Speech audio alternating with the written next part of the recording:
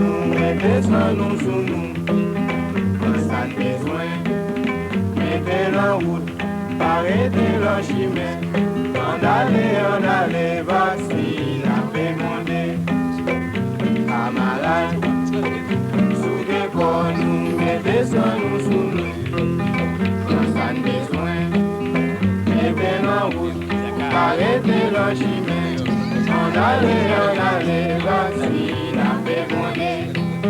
La paix chaîne, la fini ou prochaine. C'est pour le travail, pour payer à Cabel. Vaccine bondé, on allait, c'est nous le relais. C'est pour le travail, pour payer à Cabel. Vaccine bondé, on allait, c'est nous le relais.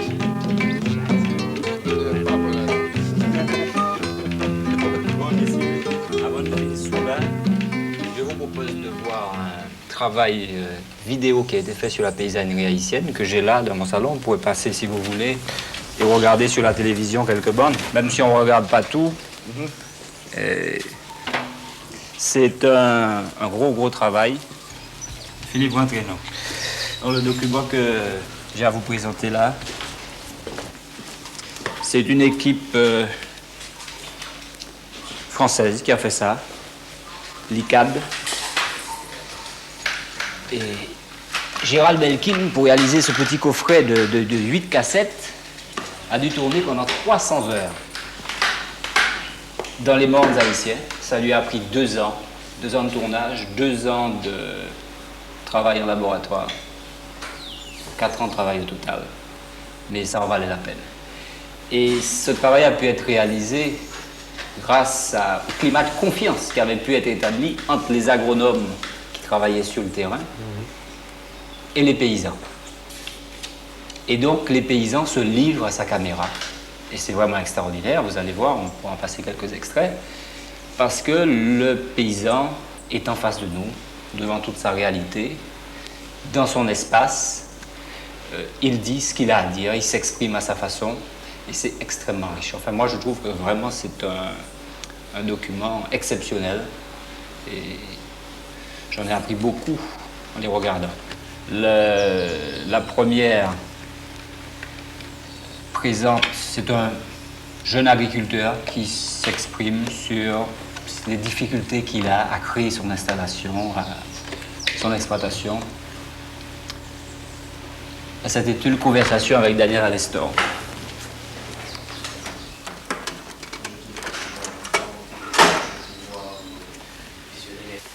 Alors, quand est-ce que tu penses acheter une terre? Moi-même. Moi. C'est pas l'année ici à Agro, Ce ni n'est l'année pas cette année, à Gros, ni l'année prochaine. Beaucoup d'argent. Bien plus tard. Parce que ça fait Ce tout qui ça. fait dire ça, c'est... Et... Je dis pas que je n'achèterai pas. Un homme qui fait de l'élevage peut toujours espérer acheter de la terre, n'est-ce pas? C'est toujours l'espoir que l'on a. Mais moi, tu vois, ces derniers temps, pour les gens d'ici, tout dépend de ce qu'on fait à la récolte. Prends par exemple les haricots. Ici en haut, maintenant, on fait beaucoup d'haricots. Et il faut dépenser pour acheter de la semence, travailler pour faire le jardin, et ça ne rapporte pas chaque année. Par exemple, cette année, j'ai semé 8 marmites d'haricots. S'il n'y avait pas eu de mauvais temps, j'ai planté en haut. J'ai planté aussi à Duvernon et un autre jardin à Catin. Si tous ces haricots avaient donné, j'aurais eu fait un bel argent. Et voilà, ça a poussé, mais ça n'a rien donné. C'est pour ça que je dis, on ne peut pas tellement compter sur la culture des haricots. Déjà avec les bêtes, Ça n'est pas facile. Même avec les bêtes, on peut manquer son coup. tu vas voir la maladie, ça arrive qu'elle crève. Et c'est pareil. Mais supposez qu'on ait un cochon, un petit cochon châtré, on le met à l'engrais, et si on le mène à l'âge adulte, à ce moment-là, il a peut-être 2 ans. Bien sûr, son état dépend de comment tu as pu t'en occuper, mais tu as une chance de faire de l'argent avec. Tu peux peut-être faire de l'argent avec. Et à ce moment-là, tu achètes un autre, ou alors peut-être trouver un petit veau à acheter dans le ventre. Si tu achètes le petit veau et c'est un taureau ou peut-être une genisse, eh bien, tu mets de l'argent de côté petit à petit à acheter d'autres bêtes. Mais le dernier cochon que j'ai eu, moi, une fois qu'il était châtré, je n'ai pas réussi à le faire venir. J'ai dit, je te mets là, petit cochon, pour faire, si le bon Dieu veut, je vais faire un cochon de ce cochon-là.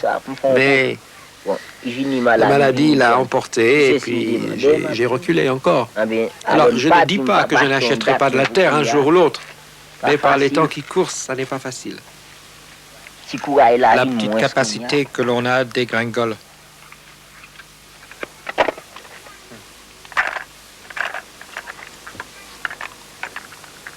Et même quand il s'agit d'acheter de la terre, ce n'est pas si simple d'en trouver. Parce que si on ne peut pas acheter à l'occasion d'une succession dans sa propre famille, ça n'est pas facile. De trouver de la terre à vendre, c'est plutôt dans les terres de la famille qu'on peut acheter.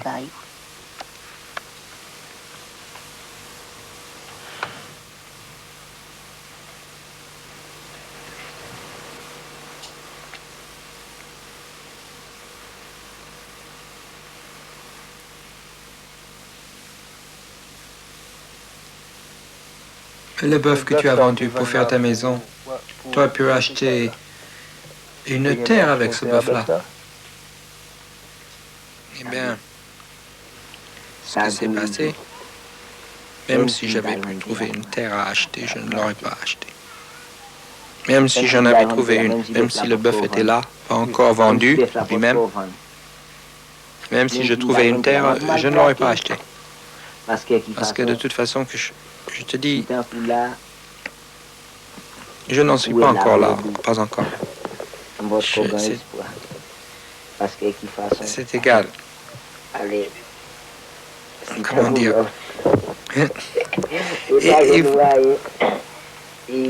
J'y arriverai bien, ça dépend à quel point tu en es. Moi, tant que je n'aurai pas terminé cette maison, je n'aurai pas encore fait les 3/4 de mon chemin. J'aurai toujours un bœuf à vendre, il y aura toujours ta terre à acheter. Mais le jour où cette maison sera prête, où je serai installé sous mon propre toit, si à ce moment-là j'ai une bête à vendre, eh bien je la vends et j'achète une terre. Mais d'ici là, c'est la maison qui m'occupe. Si j'avais un paquet d'argent, par exemple, 300 ou 400 gourdes comme ça, c'est toujours dans la maison que je la mettrai. Parce que même si j'avais 500 gourdes, ce serait encore pour la maison, aussi longtemps que la maison n'est pas finie. Parce que si à ce moment-là, il y avait une petite demoiselle, je pourrais me permettre de lui parler un peu, si j'ai pas de maison. Je vais te dire une chose. Vous savez, c'est comme ça, je suis pas dans le coup du tout. Si je parle avec une petite fille, si j'ai une petite commère, je voudrais bien lui faire des avances. Par ici, ça se passe comme ça. C'est toujours comme autrefois. C'est une fille, te plaît. À ce moment-là, c'est pas facile. C'est pas facile si la maman voit que tu n'as pas de maison avant de te laisser parler avec la fille. Et elle t'envoie quelqu'un te prévenir, et puis c'est pareil. Ce jeune paysan se trouve vraiment en phase de son avenir et vraiment dans une situation, d'après moi, qui est coincée. Il a à choisir là entre pratiquement le renforcement de son statut social ou bien l'accumulation. Et je crois, moi, qu'il a fait un choix très clair, c'est la construction de sa maison pour arriver à renforcer son statut social et principalement par l'union qu'il devrait avoir avec une fille ou une dame. Moi, je crois que aussi, il y a, comme vous pouvez le voir ici, c'est vraiment beaucoup de difficultés à accumuler. Maintenant, la situation est devenue tellement précaire que même la terre est difficile à trouver. Et la majorité des jeunes paysans ont beaucoup de difficultés à acquérir cette terre.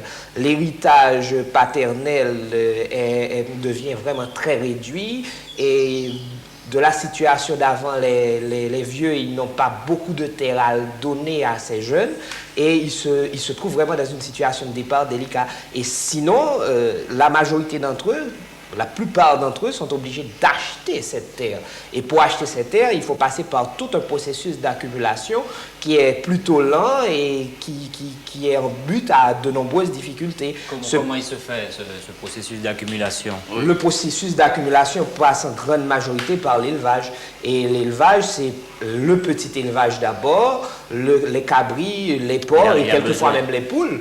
Et ça passe après à un élevage beaucoup plus important au point de vue grosseur de l'animal. On peut parler de l'élevage du cheval ou du bœuf. Et de là, l'argent qui rentre, plus la vente aussi de travail, parce que ces jeunes n'ayant pas de terre, ils sont obligés aussi de vendre une bonne partie de leur force de travail. Et c'est tout ça pour avoir l'argent pour enfin acquérir cette terre. Il lui faut combien de temps pour passer, arriver à ce stade où, entre le moment où il commence à travailler à quel âge? Ah, mais des gens comme Daniel, ils commencent à 9 jusqu'à 12 ans, ils commencent déjà leur exploitation. Qu'est-ce qu'ils font à ce moment-là? Et à ce moment-là, c'est des petits jardins de patates, de manioc. À 12 ans, ils font une parcelle. Oui, vraiment. C'est vraiment des petites parcelles. Et ensuite, ils font un élevage, en général, du petit élevage de cabris, qui est facilement gérable par des enfants. Certains se lancent même quelquefois dans les porcs, et un peu de volaille. Et après, ça prend vraiment plus d'une dizaine d'années, plus de 15 ans des fois, pour arriver à monter une exploitation. De 12, et arriver 10-12 à 25 ans. Et c'est là vraiment qu'ils ont, premièrement, leur maison et qu'ils ont aussi ils commencent à acheter des animaux qui leur permettent d'acheter leur maison et enfin de la terre, léguée par héritage ou bien qui sont l'obligation d'acheter. En somme, à 25 ans, il passe à une nouvelle stratégie pour organiser son avenir. Oui, moi je crois qu'à 25 ans, c'est l'âge auquel il pense déjà à acheter des terres, à finir de compléter l'accumulation de terres ou de cheptels, mais aussi la construction de la maison. C'est-à-dire la maison dans un but bien précis d'arriver à une union avec une jeune fille. Et à fonder un foyer. Un foyer, c'est ça. Ce processus est quand même aléatoire. Il ne faut pas croire que c'est comme on l'a dit, on achète un bœuf et bien souvent le paysan est en but à certains problèmes de maladie, de santé où il est obligé carrément de vendre ce bœuf pour satisfaire ses besoins immédiats. Il est obligé de faire face aussi à des aléas climatiques. Comme il l'a dit, il plante plein de haricots, il a planté 15 marmites et il n'a récolté pratiquement rien du tout. Donc tout ça, c'est fort difficile. Il y en a aussi qui peut-être pensent à cet âge-là à partir, à abandonner l'ensemble de ces contraintes, de ces difficultés, pardon, puisque l'avenir est tellement précaire. Il faut avouer que... Et commence à penser à l'immigration. Là, il faut avouer que vraiment l'avenir est très très difficile actuellement. Et de plus, je ne sais pas si tu t'es rendu compte de la quantité de contraintes auxquelles ces jeunes agriculteurs ont à faire face. Il y a des difficultés pour trouver de la terre, il y a la pression sociale, mais il y a aussi les aléas climatiques, la mauvaise maîtrise des éléments qui contrarient la progression de cet élevage, donc qui est essentiel dans le processus d'accumulation. Et moi, je suis sûr que tu t'es rendu compte qu'il achète un porc, le porc doit lui donner des petits, et malgré tout, il n'arrive pas à vendre son porc parce que le porc est malade et meurt. Et c'est pareil pour le bœuf, et c'est pareil pour plein d'autres choses. C'est le paysan haïtien face à un avenir tout à fait incertain. Oui, alors là, on a vu un jeune. Je propose de regarder des femmes. Ce sont des femmes qui ne sont pas propriétaires de leur terre, donc elles sont journalières agricoles. Elles sont en train de travailler, discuter, pendant qu'elles sarclent un jardin de haricots. Le film s'intitule Octobre.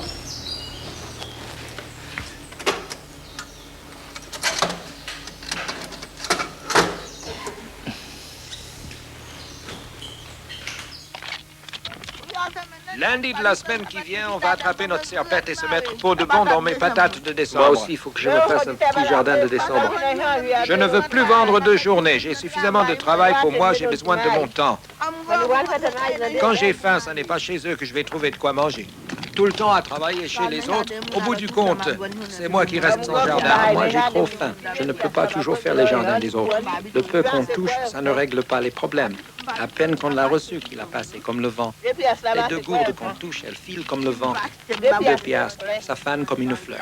Je n'avais pas l'habitude d'acheter à manger, mais il y a des gens qui te disent que tu as déjà de la chance d'avoir ces 2 gourdes-là dans la main, mais ces 2 gourdes, ça passe comme une fleur. J'avais planté un petit pied de citrouille qui donne bien. De temps en temps, ça me donne de quoi manger. Alors, s'il ne donne pas, il faut que j'achète, mais j'ai pas l'habitude d'acheter. Je vends quand j'ai quelque chose à vendre. Alors, je devrais rester sans jardin Je sais pas pourquoi les cheveux deviennent tout blancs. Trop de misère avec la maladie. Force de savonner la tête, d'y mettre du clairin. Ça me blanchit avant l'âge.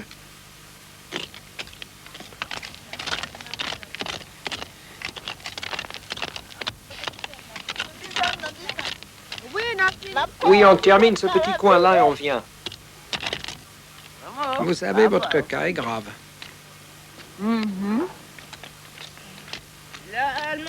Oui, ces gens-là, quand ils ont dû amener leur enfant au dispensaire, le peu qu'ils avaient, tout y est passé. Le père a vendu son dernier bout de terre. Robert n'était pas encore malade lui-même, il avait déjà vendu ses derniers biens, ses terres, les meubles. C'est ça, chaises, même avant l'époque. Rien, il ne restait rien. Quand il était encore sur pied, il avait vendu tout ce qu'il avait. Pour aucun résultat. Il a laissé sa femme avec ses 2 rangées de dents. Ah, vous avez raison, là, Timène. S'il avait vendu ce qu'il avait, les terres, il aurait pu se garder le droit de les travailler. Tu entends? S'il avait une bonne maison, il aurait pu acheter quelques têtes de bétail.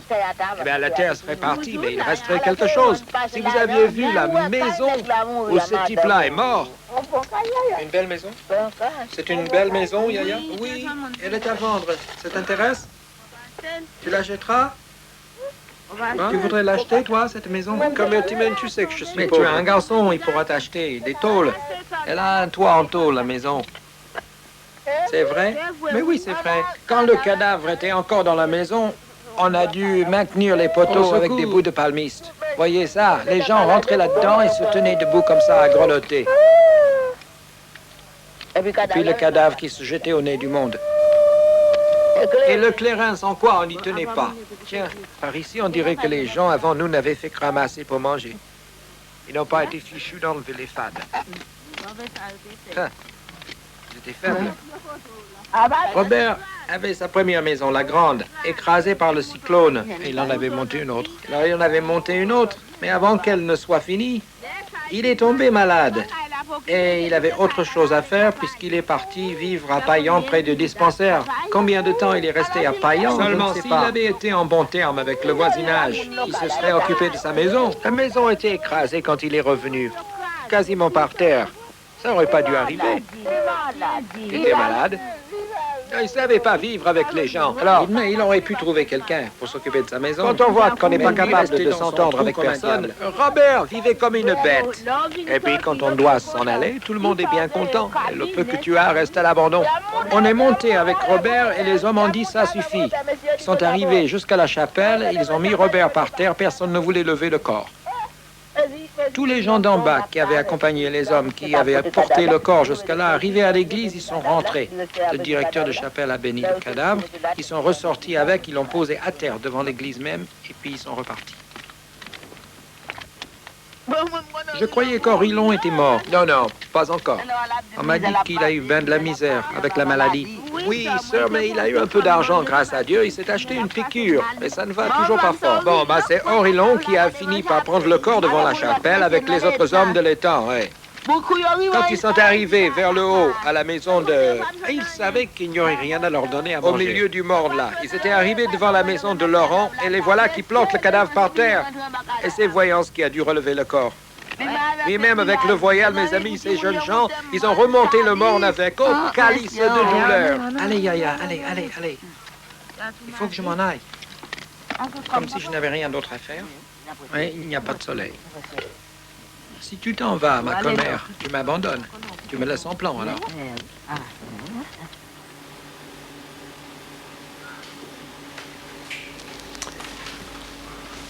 Ce qui me frappe ici, c'est l'importance que l'ensemble de ces femmes, dans les conversations qu'elles ont eues, l'importance qu'elles accordent à la question de la mort de l'un des siens.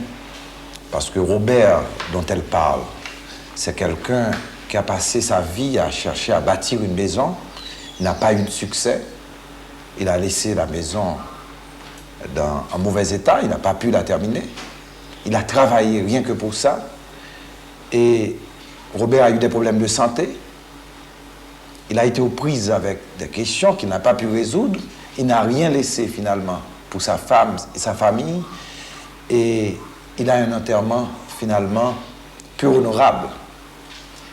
À la vérité, ce qui est important ici, c'est que pour elle, pour l'ensemble de la communauté paysanne en Haïti, pour l'ensemble d'une communauté paysanne, rien n'est plus important que d'avoir des funérailles qui valorisent un individu jusque dans sa mort. Je crois que cet aspect très très bien apparaît assez bien dans les images que nous venons de voir, et ça me rappelle que la mort, c'est en fait quelque chose qui est intégré dans la vie d'un paysan. Mourir ou vivre, si vous voulez, vivre, c'est passer son temps à préparer une belle mort, c'est-à-dire à faire en sorte qu'on obtienne une cérémonie qui soit une célébration de la vie elle-même au moment même où l'on meurt. Or, ce qui se passe m'a l'air de pathétique. Les conditions précaires de la vie paysanne aujourd'hui en Haïti ne permettent pas à un individu de se réaliser vraiment jusque précisément dans les funérailles. Il semble justement que le cadavre de Robert, c'est de ça que parlaient les femmes, que le cadavre refusait de partir, qu'il y a eu quelques difficultés en quelque sorte. Et à mon avis, ça symbolise peut-être toute la précarité actuelle, tout le tragique de la vie du paysan aujourd'hui en Haïti. Elles pensent à leurs propres funérailles également. Est-ce qu'elles vont pouvoir se les offrir Surtout, et ça coûte cher. Surtout qu'on sait que la mort, c'est quand même un objectif à un certain moment. Les exploitants, ils pensent principalement à préparer cette mort parce que c'est une étape vraiment importante dans la vie paysanne. Et je ne sais pas si vous avez aussi remarqué que pour arriver à couvrir ses frais de santé, Robert a été obligé de vendre un bœuf, de vendre les meubles de sa maison. Et là, moi, je crois vraiment qu'on se trouve devant un type de paysan qui se trouve vraiment dans une précarité certaine. Si, mais l'événement est relaté avec d'autant plus de tragique que ces dames sont, comme tu as dit, sont des ouvrières. Des ouvrières avec des salaires très bas. Ça peut être aux environs de $1 par jour et qui ne permettent pas de joindre les deux bouts. Et c'est évident qu'avec dans de telles conditions, l'événement de la mort de Robert et de la façon dont son enterrement a été mené est tragique et porte les gens à se poser la question si elle travaille autant aujourd'hui, est-ce que ce n'est pas pour rien au fond? Mais actuellement, en Haïti, on se trouve dans une situation où l'agriculture, pour beaucoup, parce que plus d'un demi-million d'agriculteurs se trouvent dans une situation pareille.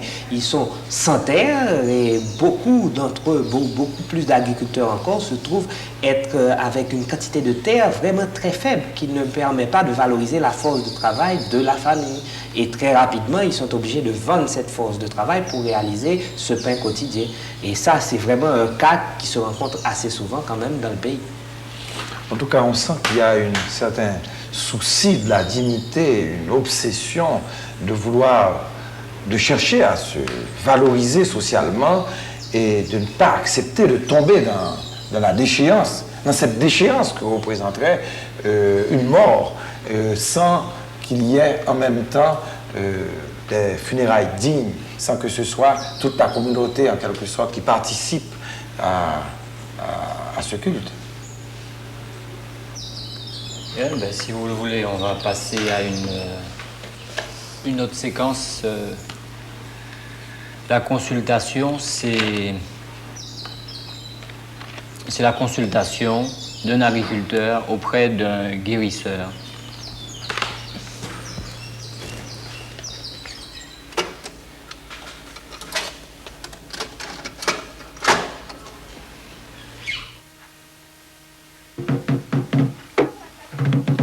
Je vous ai attendu toute la journée. Où est-ce que vous étiez? Depuis l'aube, on travaille, vous autres, vous restez en bas, là. Attendez-moi, mes enfants, attendez-moi, mes frères. Ce n'est pas nous-mêmes qui faisons le pays ce qu'il est aujourd'hui, papa.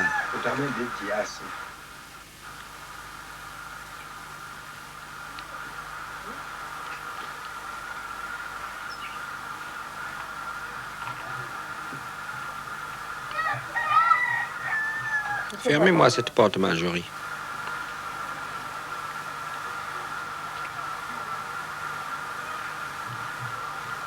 Maintenant, papa, pour une consultation chez moi, c'est 5 $, papa. Ah, ça coûte ça. Aujourd'hui, je me demande vraiment ce qui se passe dans le pays. Cher, pour une consultation maintenant, c'est 5 $. Ces choses-là deviennent très demandées, très... Ce que tu as connu dans le temps, à présent, ça a changé. Mais je suis là, je ne vais pas m'en retourner. Eh bien, mais ce que tu as là... 50 centimes. Qu'est-ce que c'est, ça? Pas du tout, vous voyez bien ce que c'est. Ah, moi, je donne pour 5 centimes haïtiens. Je ne sais pas ce que c'est. Qu'est-ce que c'est, ça? Je donne 5 centimes haïtiens pour ça. Non, non. C'est de l'argent de la ville, ça. C'est ce qu'on utilise le plus souvent. Que ça vaut 25. Rendez-le-moi, alors. Centimes? Moi, j'aurais donné l'argent de la ville pour ça. Ce jour, on s'en sert le plus souvent.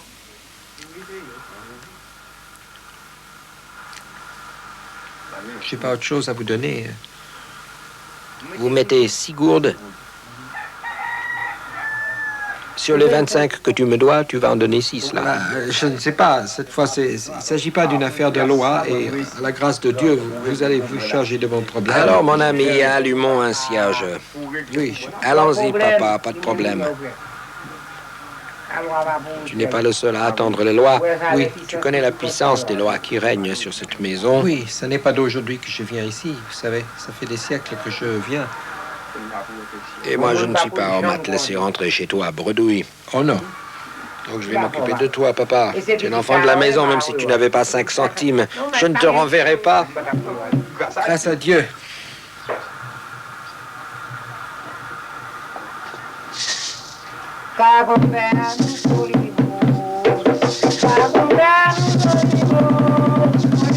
Que dois-je faire pour sauver mon ami? Que dois-je faire pour sauver mon ami? Mon Dieu, que dois-je faire pour lui sauver la vie?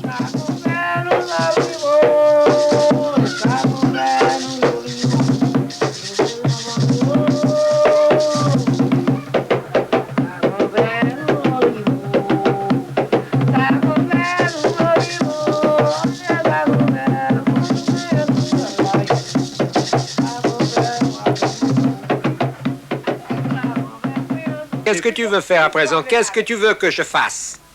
Eh bien, moi, tu n'as pas 5 gourdes. Si tu avais de l'argent, je prendrais cet enfant pour toi. Je ferais quelque chose pour lui. Je ferais un charme pour lui. Mais tu n'as pas 5 gourdes. C'est pour ça que je suis venu chez vous. Vous voyez bien ce qui se passe. Je n'ai pas d'argent sur moi, mais je peux me débrouiller. Je peux me débrouiller. L'ami, ce petit, c'est dans la tête qu'il souffre. Oui, c'est de la tête. Dans ses 2 yeux. Et le voilà, le voici, il est là. C'est lui? Oui, et celui-là, c'est un garçon dégourdi. J'ai plusieurs enfants. Celui-là est un luron. Ce garçon-là, il n'y a pas d'arbre où il ne peut pas grimper. Ah, c'est pas une saloperie. C'est pour ça que les gens chez qui il était l'aiment. Ils sont venus me le demander chez moi. C'est monsieur? Bon, il serait capable de m'aider, ce garçon. S'il n'était pas comme il est là, il pourrait m'aider à vous payer. En attendant ses yeux sans péter, oui. Bah justement, c'est pour ça qu'il ne peut rien faire. Et moi, je me rappelle que j'ai eu une maladie comme ça m'avait attaqué les yeux. Ça m'a fait même perdre mes ignames de Guinée. Il y avait un loa qui était sur moi. J'ai offert un cochon. Mais ton fils, lui, ce n'est pas un loa qui le tient. Ah non, justement, j'avais commencé par invoquer ce loa lui-même et j'ai dit, bon, je vais aller voir un autre loa qui sera plus fort que lui. Un loa qui ne se permettrait pas de rendre mon enfant malade. Et après tout, je travaille pour lui donner à manger à ce loa. Il faut bien qu'il travaille pour moi. Si tu veux m'écraser, je lui dis, tu ne vaux rien et j'irai chez un autre plus fort que toi. Cet enfant n'habitait pas chez toi. Non, il n'habitait pas chez moi. Il était chez un cousin qui est un homme sérieux. Mais ce type, il a beaucoup de problèmes. Il a des masses de problèmes et il n'y a que le bon Dieu qui puisse le sauver. Ton père, ce n'est pas par ici? Oui, c'est ça. Depuis tout à l'heure, vous m'avez parlé des directions. Je comprends très bien. Si tu avais de l'argent, je travaillerais pour toi tout de suite. Que le tonnerre m'écrase, tu n'as pas d'argent. Tu n'as pas même 5 gourdes. Je suis venu sans argent, à part ce que je t'ai donné. Mais ce petit homme n'est pas pris par aucun loi. C'est ce que je pensais. On lui a soufflé un jet de poudre dans les yeux. Et maintenant, ses yeux sont foutus. C'est ça comme ça, et je n'étais pas là. Quand je suis rentré, on m'a dit qu'on l'avait soigné, comme ci, comme ça. Alors je me suis dit que je devrais faire quelque chose à mon tour, pour y voir clair. Pour en avoir le cœur net. Oui. Ah.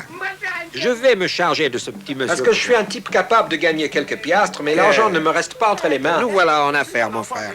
Et j'aimerais mieux donner mes terres en location plutôt que de laisser un homme me prendre mon enfant. Si un homme me menace de sa machette, je commence par lui balancer la mienne. Je vais faire pour toi, je vais faire une chandelle pour que tu puisses aller questionner les esprits jumeaux sur la terre de ton papa. De même, partout où je serai, mon papa y sera pour m'aider s'il faut verser du sang. Donc sur la terre de ton papa, dans la cour même, il y a des esprits jumeaux des arbres. Ce sont des esprits jumeaux de la famille.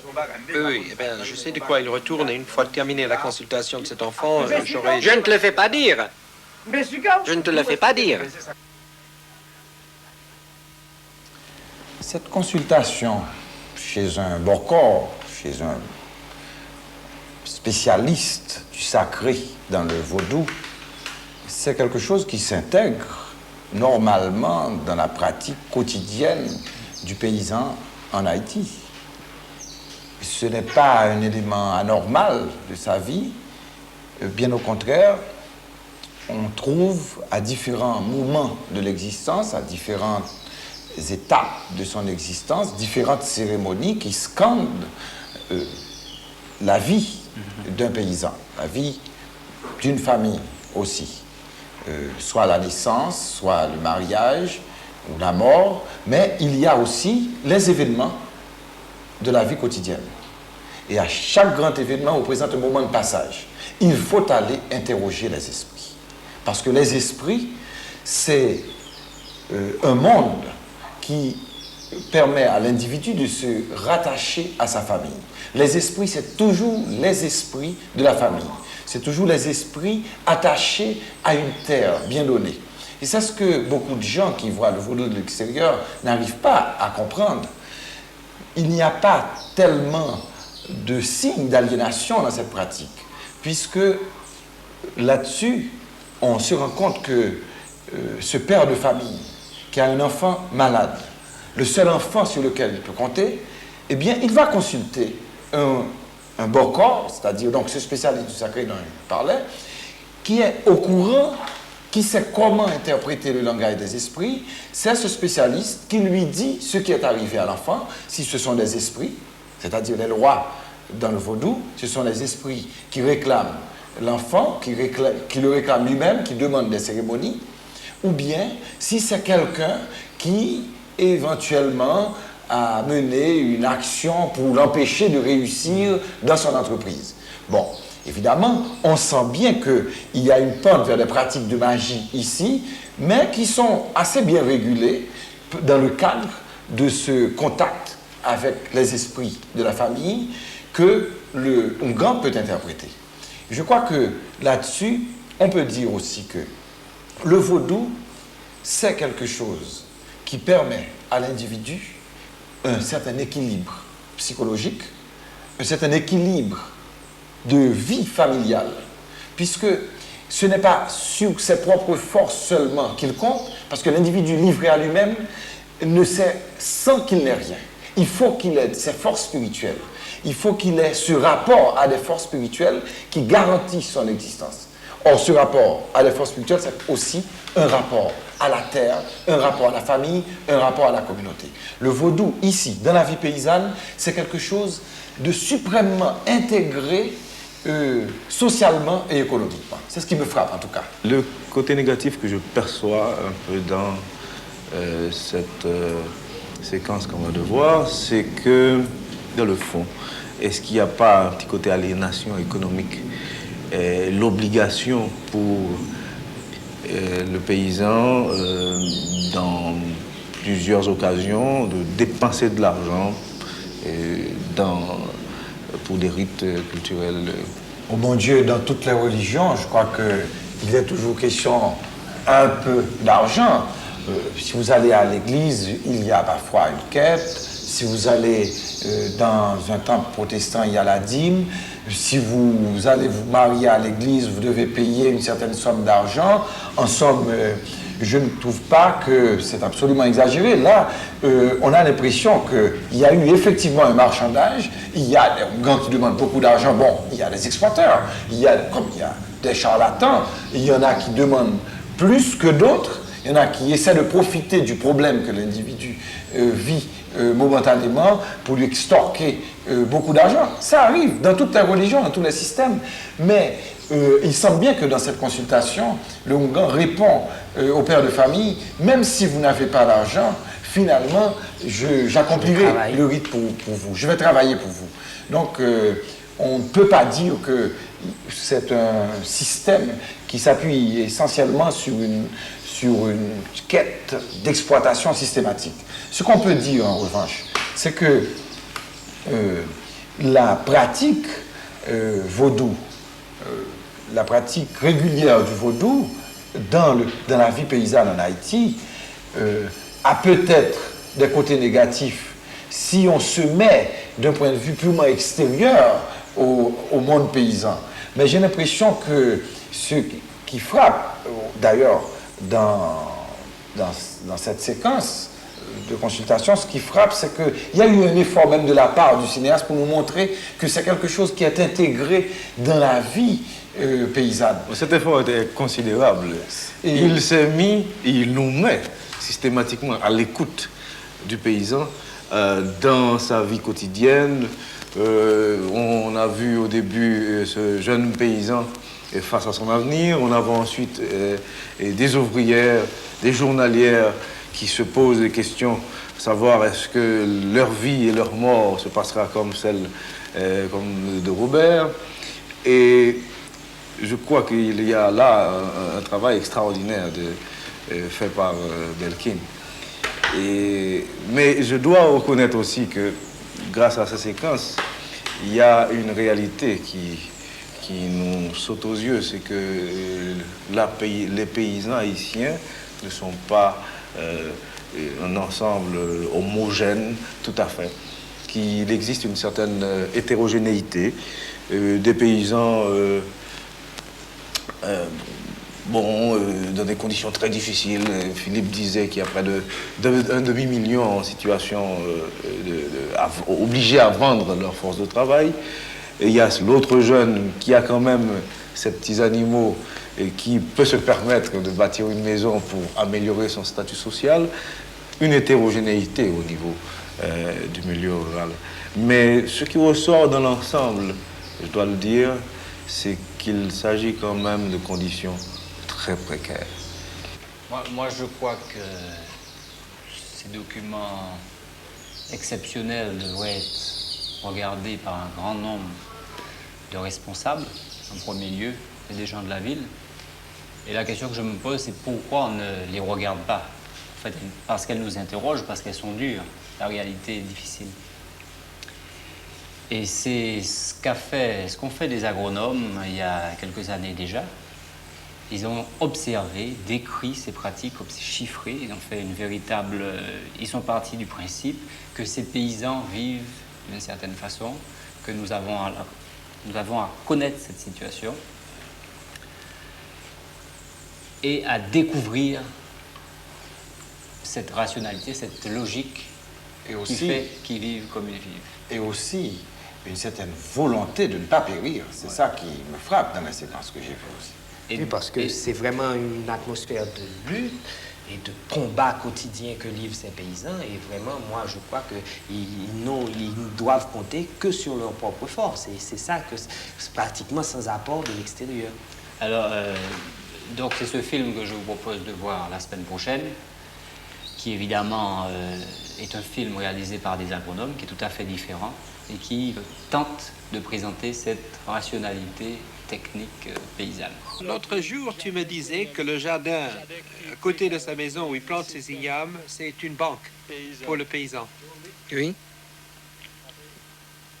Parce que dans ce jardin qui est près de sa maison, il met des ignames, il y met du maïs, des malangas, des bananes, du manioc, des haricots. Eh ben, c'est ce qui représente sa banque, parce qu'il n'a pas de banque ailleurs.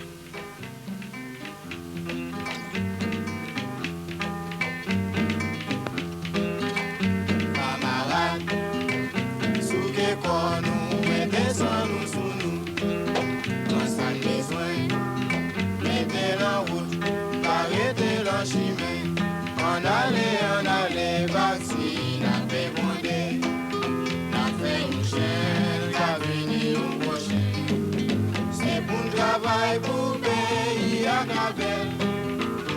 Singonde en aller, c'est nous l'aider.